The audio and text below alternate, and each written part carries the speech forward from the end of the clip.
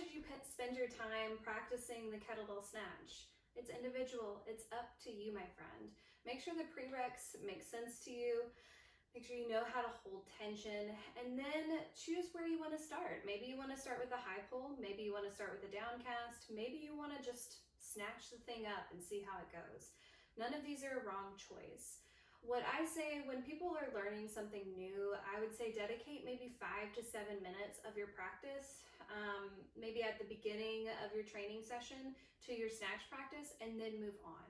You don't want to get in a place where you're stuck and you're super frustrated with how your snatch practice is going, because that's just going to make the experience feel negative. You're going to get in your head and you've got to move on.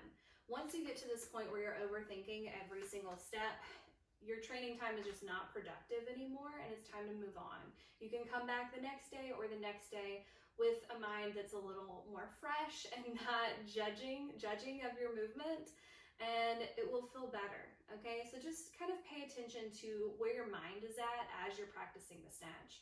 It is a complicated move, but you're capable of learning it.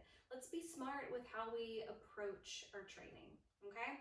So in a session, maybe you practice a few sets of the high pull.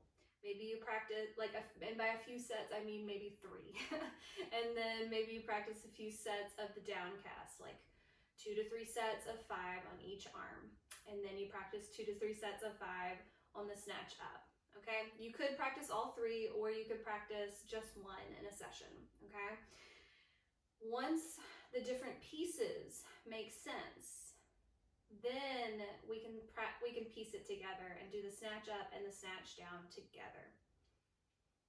Again, there are no hard and fast rules. You can make this what you want. If you want to go straight into snatching up and snatching down, try it out, see how it goes. It's your practice. You get to decide.